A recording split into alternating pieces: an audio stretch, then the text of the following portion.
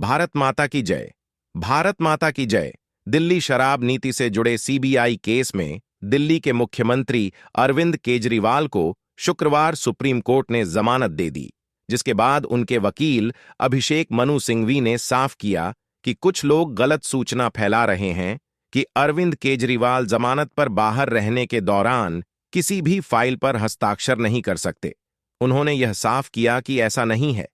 अभिषेक मनु सिंघवी ने कहा, supreme court ने धन शोधन निवारण अधिनियम मामले में 12 जुलाई को पारित पिछले आदेश में कोई बदलाव नहीं किया।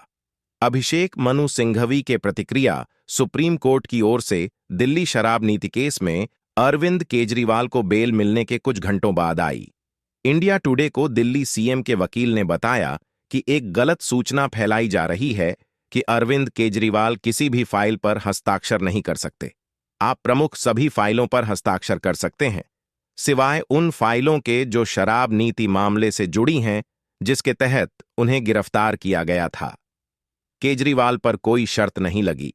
अभिषेक मनु सिंघवी ने यह साफ किया कि सुप्रीम कोर्ट के आदेश में कहा गया है कि अरविंद केजरीवाल के पास कोई विभाग नहीं है। उन्होंने कहा, दिल्ली सीएम पर कोई नई शर्त नहीं लगाई गई है। यह कहना बेबुनियाद है कि वह मुख्यमंत्री के रूप में काम नहीं कर सकते। आपने जिन शर्तों का जिक्र किया है वे ईडी मामले में कई महीने से थीं। एक भी नई शर्त नहीं रखी गई। वह इस मामले में संबंधित फाइलों को छोड़कर सभी फाइलों से निपटाने और उन पर हस्ताक्षर करने के हकदार हैं। अभिषेक मनु सिंघवी ने आगे कहा, 12 जुलाई को सुप्रीम कोर्ट के आदेश में यह अंतर किया गया, जिसमें कहा गया कि अरविंद केजरीवाल उन सभी फाइलों पर हस्ताक्षर कर सकते हैं जो उपराज्यपाल के पास जानी है। जो फाइलें अन्य लोगों के पास जानी हैं, उन पर उनके मंत्री हस्ताक्षर करते हैं। यह कहना राजनीतिक है कि वह काम नहीं कर सकते। मैं बस इतना कहूंगा कि एक निर्वाचित मुख्यमंत्री को इस तरह के हथकंडे अपनाकर नहीं हटाया जाना चाहिए। सीएम के बाहर होने पर कोई राजनीतिक संकट नहीं। वरिष्ठ अधिवक्ता के मुताबिक चूंकि अरविंद केजरीवाल जेल से बाहर है, इसलिए दिल्ली में शासन संबंधी कोई संकट नहीं होगा।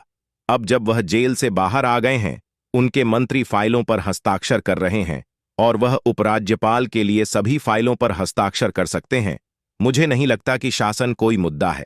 एसएससी की बेंच ने कौन सी 2 शर्तें बरकरार रखी?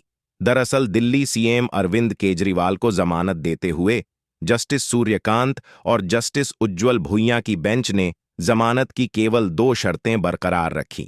वह सुनवाई की हर तारीख को निचली अदालत के सामने मौजूद रहेंगे जब तक कि उन्हें छूट न दी जाए और मुकदमे को शीघ्र पूरा करने में सहयोग करेंगे।